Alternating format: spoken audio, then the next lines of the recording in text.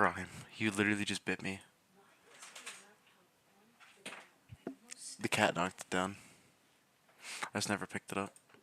Or went into the building unauthorized. Okay, then that's deserving of a smack on the hand and a strongly worded letter and maybe a $1,000 fine. Don't do that again.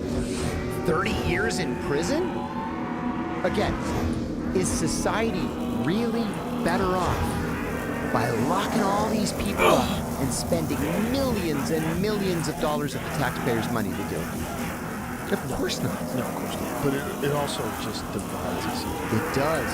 And it also very much distorted the narrative with people like Jim Gaffigan, who's a friend of mine, who's a very left-leaning candidate. And he had it in his mind that these people went in, and they also have this thing where they say a cop was murdered. Right. That's not true. They say it over and over, and it's not true. One cop died after the fact of a heart attack. You could say maybe it was because of the stress of January 6th, perhaps. Maybe not. Maybe not. Maybe he shouldn't have been a cop. Yeah. I mean, if you can He had such die of a heart significant health problems. Right. Like, that's not normal. To just die of a heart attack is a very stressful day. But that's it. This idea that they killed cops, that narrative keeps coming out. It was an insurrection. They murdered cops. They broke into the White House. They were looking for Nancy Pelosi. They were going to kill her. Like, okay. Are you sure? There's a lot of the story that's bullshit. Now it turns out, at one point in time, they were saying it was 20 FBI agents. Now the latest number is 270. That's right. Yeah. That's huge. That's a lot of people. It's a lot of people that are encouraging people to break in. And there's many instances of these suspected people that are on camera. A lot of them wearing face masks. There's one of them where a guy's removing the broken glass from the window and encouraging people to go in. And another guy gets in his face and goes, "Do not do that." And then he pushes that guy, "Fuck you," and the other guy backs off. How is that not being investigated as a serious crime? And like that's a serious, it's a violation of what you're supposed to be doing in the first place. If the FBI was on that lawn, I would hope what they would be doing is informing people entering into this building is a felony. Breaking these windows, getting into this building is, you do not want to do this. You want to peacefully protest, do that. But I'm telling you, this will fucking you for the rest of your life. And you most likely will. I think you're 100% right.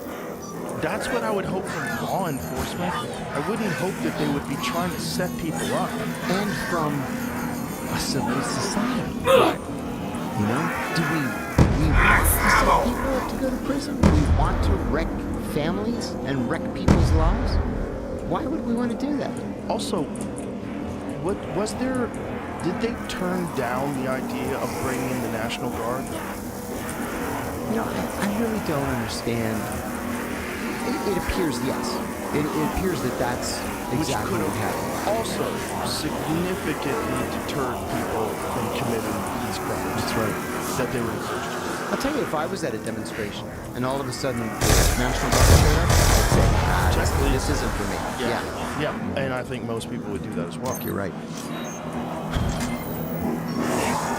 It's just so gross that our legal system gets used against political opponents in that way, in such a just a sinister way. Harry Truman once famously said, "If you want a friend in Washington, get a dog." Yeah. God, what a gross business. It's just sad because I also am a patriot, and I want to think of us as better than that. Yeah, we're the good guys. And I don't think it's necessarily the fault of these individuals. I think the system really sucks. And I think you work for that system, and it's just like all these Congress people that wind up insider trading, everybody else is doing it, it's the culture, you get wrapped up in it, just like bad cops. You know, you get assigned to a precinct that's filled with corrupt cops, and you have to do things to stay with them. They're your blood brothers, and they're all in this together. And you wind up doing some criminal activities that you think are just everybody does it. This is what we do. Yep. And you're an FBI agent. Well, we gotta set this guy up. Okay, let's set him up. That's what we do. Hey, if he doesn't do it, he's not committing a crime. We got nothing on him. Okay. Just convince him to do it, and he's a fucking idiot. And so he does it.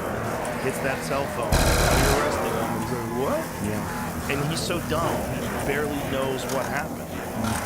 And the chances are he can't afford a decent attorney, or he's not notorious enough and newsworthy enough to get, A-list attorneys volunteering pro bono. Right. So he's stuck with a public defender that's going to spend 8 hours on the case, and he's going to get screwed in the end. And there's also the narrative that's very difficult to shake.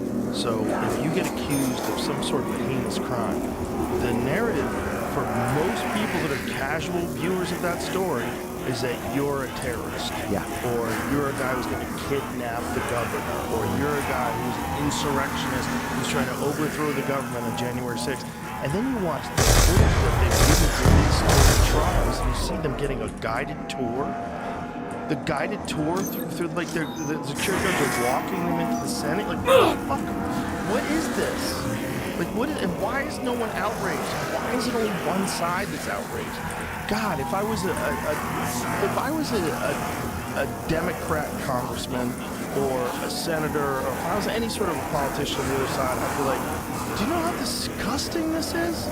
This is, you're using this to go after Donald Trump? Of all things. Instead of just better political opposition? Exactly.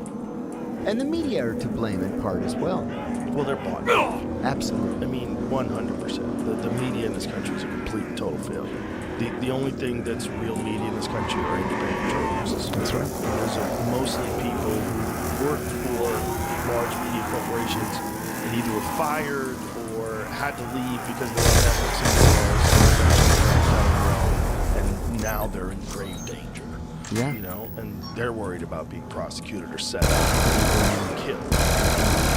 Yeah, it's super sketchy because we like to think of ourselves as bad.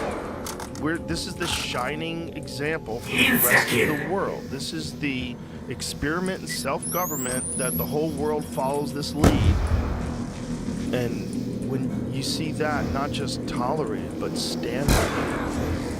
Yeah, it hurts. It really does. I was raised in a family like you were, where I was taught that this was the greatest country on earth. Bar none. It is. And I do too. And that's why we have to weed out the likes of John Brennan. But it seems like there's a lot of people like that that are deeply rooted. Yes, indeed. This is what you were talking about too, that presidents come and go. But those people, that's the real power. This term, the deep state, a lot of people there's a lot of people that don't like to entertain any kind of conspiracies because they think it's a fool's journey. But you're really foolish if you believe because just how many of them have to be proven true before you go, maybe I should reassess my position on these things. That's 62 years after the JFK assassination, and we're still learning new information. Yeah. Information that's been kept from us. And still be scared. There's still a lot of it. I mean, they were supposed to. That was one of the more disappointing things about this administration. Immediately, right off the jump, we're supposed to get all the CIA files, all the JFK files. They were supposed to know exactly what happened to him. We know very little. Very little new information has been released that illuminates any aspects of that. It's a shame. Yeah, it's terrible.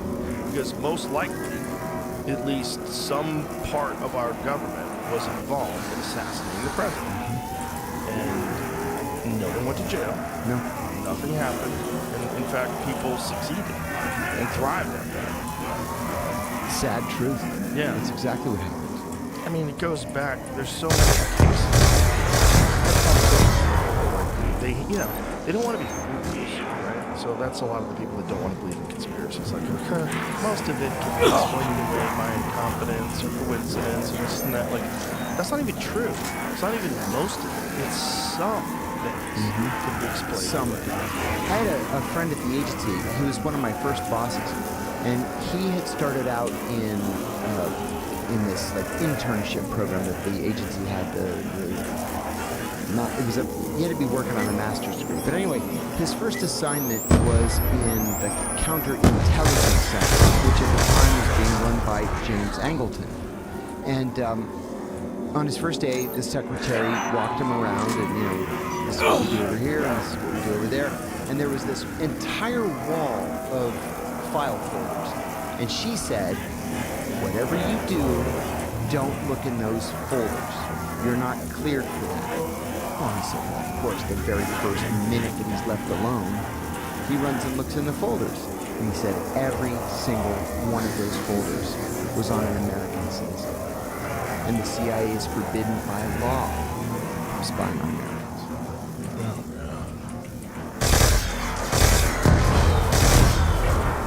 The crazy thing, too, in a lot of people's eyes, is the difference between what they thought of, what the narrative is of the Obama administration in terms of whistleblowers, and like what the hope was. It was hope and change.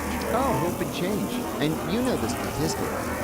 The Espionage Act was written in 1917 to combat German saboteurs during the First World War. Between 1917 and 2009, 3 Americans were charged with espionage for speaking to the media. Under Barack Obama, 8 people were charged with espionage for speaking to the media. So he was the enemy of whistleblowers. Not only that was part of his campaign. Yeah. Part of his campaign Right. was protection of whistleblowers. Absolutely. In fact, it was in the Hope and Change website. Yeah, well, look at the Dashti-Lely massacre that I mentioned earlier. It was part of his campaign to open an investigation of Dashti-Lely. What happened was at Dashti-Lely, Afghanistan, on November the 30th and December the 1st, 2011, 2,000 Taliban soldiers gave up en masse, right? And the Northern Alliance called us and said, what do we do with all these guys? We don't have room for them. So we told them, put them in trucks, take them out to the desert, and just hold them there until we can divide them up and send them to smaller jails all around the country. And if we have to, we can send some to Pakistan. But there were no vegetables in the containers. There was no food. There was no water. And of the 2,000, 14 survived. And one of the 14 trucks in the desert, the bodies fell out like sardines from a can. So Barack Obama said in 2008, if he's elected president, he's going to investigate this massacre. There was nothing. So I said to John Kerry, I said, listen, this is part of the Obama campaign.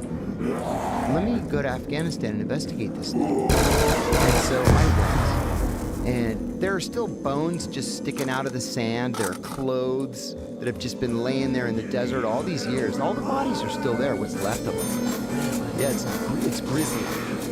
So I come back and I get a call from a kind of a prominent human rights activist. And he said he wanted to see me, but it had to be private. So we went to Johns Hopkins University.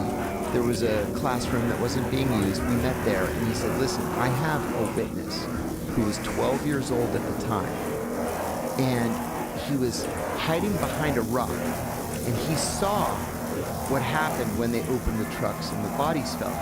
I said, okay.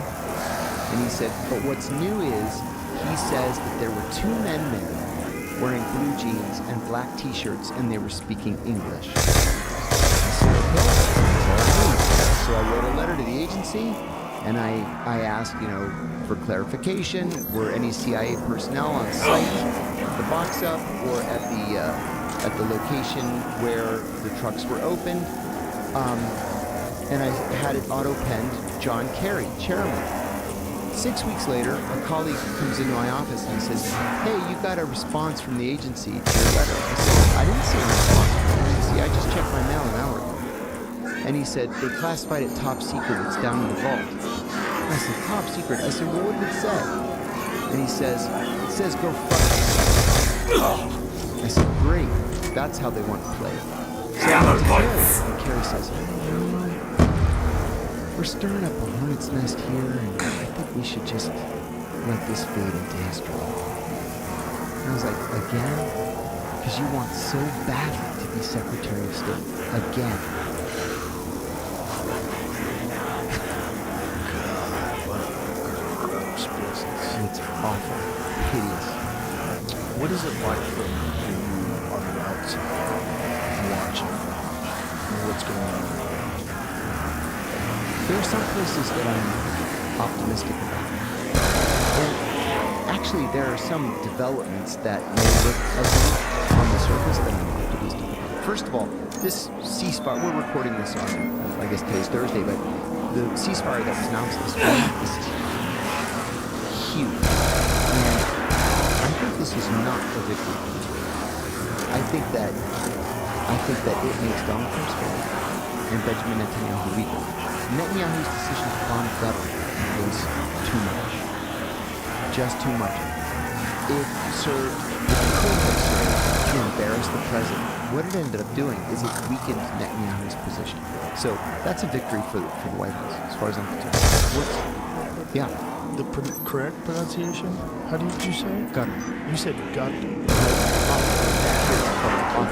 So I heard cutter. Yeah, It's not cutter. They You're use saying it like a G? They use a G sound. Got it. Other Arabs would call it Qatar with like a K. But in the Gulf dialect, it's way downhill. Qatar. Okay. The other thing is Iran. Man, I follow Iran more closely than anybody I know. You remember, you're a little bit younger than I am, but not much. When we were kids, we had a terrible relationship with China. And Richard Nixon was the most anti-China person that could possibly have been elected president. Yet it was Nixon that went to China and made peace with the Chinese and opened diplomatic Call me crazy, but I think that if there's going to be peace with Iran, Donald Trump's going to make peace with Iran. It may not be in the form of a trip to Tehran.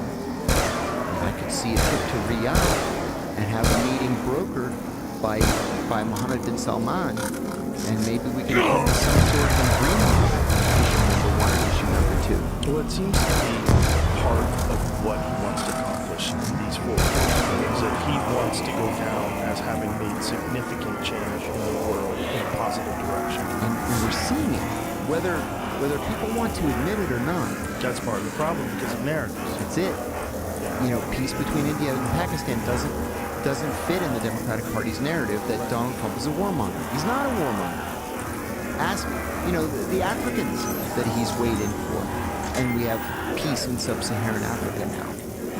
Or this agreement today between Hamas and the Israelis. I think this is the first of several new developments that's going to lead to the end of this conflict. What is your take on Netanyahu's position? Because if war is over, Netanyahu will no longer be running Israel. Is that correct? Eventually. Netanyahu has a vested interest in making sure that this war lasts as long as possible. Because remember, he's still under indictment for corruption. Also, one thing that most Americans don't understand is the Israeli political system is such that it is literally impossible for any party to win a working majority in the Knesset.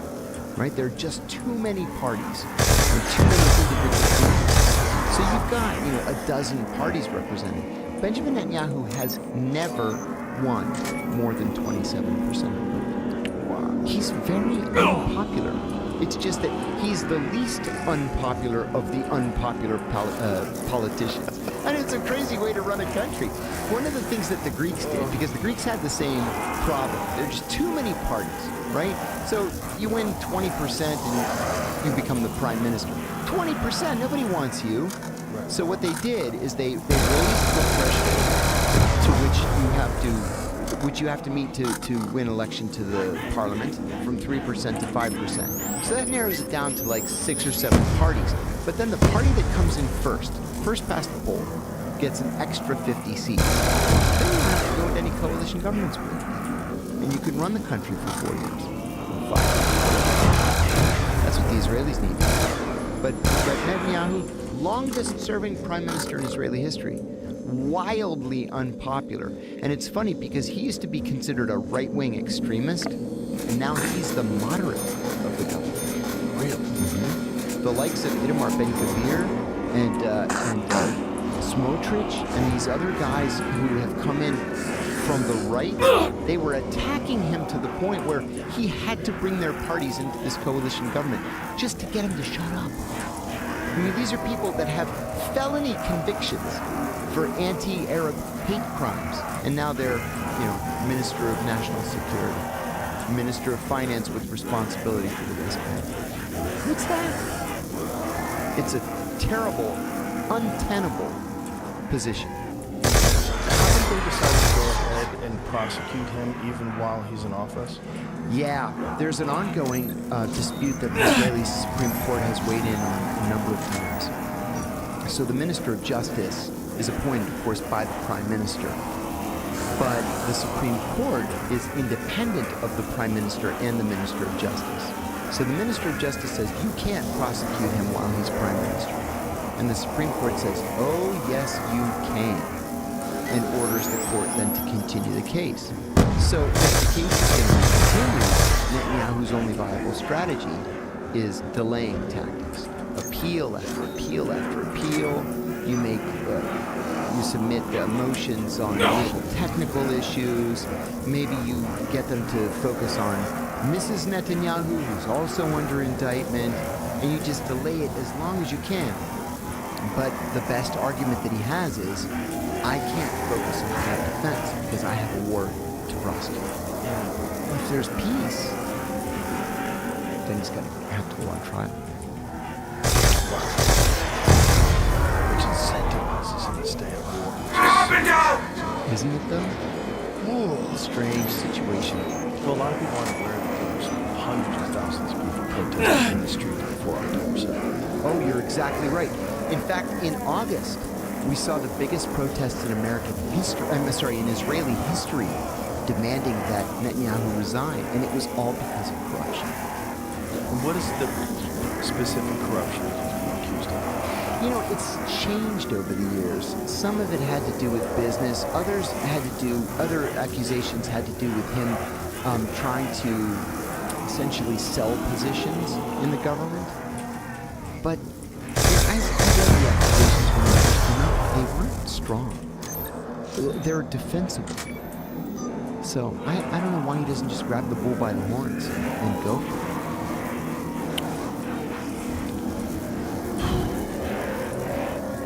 So, out of all the issues that we face internationally, do you think that the Israel-Palestine is the most significant one? I don't actually. I think the threat is greater for China. The Chinese are incredibly patient. There was a joke in The Onion. It was a bunch of Chinese guys just sitting around a table, and it said, the Chinese government sits and waits for the United States to self-destruct or continue its self-destruction or something like that. And it's because they know that they can outweigh us. We have convinced ourselves over the decades that we have to be all around the world protecting the weak, and those without a voice, and being the peacemaker. We have 190 bases in 144 countries. We have to do all that. And the Chinese say, yeah, you have to. Go ahead. Spend all your money on that stuff. In the meantime, we're going to have 350-mile-an-hour trains and the best highways in the world and the best schools and the best hospitals and the nicest airports. And then all of our extra money, we're going to essentially bribe foreign countries to do things that we want them to do. So it's a lesson that I think we haven't learned as a country. That there are ways of winning hearts and minds. And it's also they're actively engaged in making sure that people are doing well, which is fascinating. They're very good at these kinds of behind-the-scenes, like spy-like surreptitious actions. They actively promote us arguing, fighting, disagreeing. They promote these societal disruptions that we're all so worried about. And we blame the Russians all the time, and certainly the Russians do this kind of thing too. But it's the Chinese that have really perfected it. And I think that most Americans don't realize how much we should be worried about that and trying to counter it. Well, what could be done to counter it? A lot of it, what's going on in social media is echo chambers. People exist in these echo chambers. They're completely addicted to their smartphones. They're on the algorithm all day long. They're checking things and getting ramped up by things. And they're being told various narratives, whatever it is. And there was a story recently about China getting caught using ChatGPT for various services where they're using bots. So that they had done it automated through ChatGPT. Brad Parscale is doing it right now on behalf of the Israelis. He recently won a $6 million contract to train ChatGPT to be more pro-Israel. It was in Reason magazine a couple of days ago. I also have a recent purchase of TikTok. Absolutely. There's a lot going on. Which I think it could be very helpful for us. One of the things that we're bad at is identifying bots and controlling bots once they've been identified. I'll give you an example. I write columns all the time and have my own little podcast. And I said that I'm optimistic that a deal seemed to be at hand, between Israel and the Gaza Palestinians, and then immediately I started getting attacked, and it was by obviously anonymous writers. I can't imagine that these writers are human beings; they had to be bots. One called me virulently anti-Semitic because I said this deal that it appears the president has negotiated was a good idea. So I'm virulently anti-Semitic, and then they built on that, and by the end of it, and nobody else was commenting, but by the end of it, they said that I was morbidly obese and ugly and stupid too. What the fuck That is does that? sound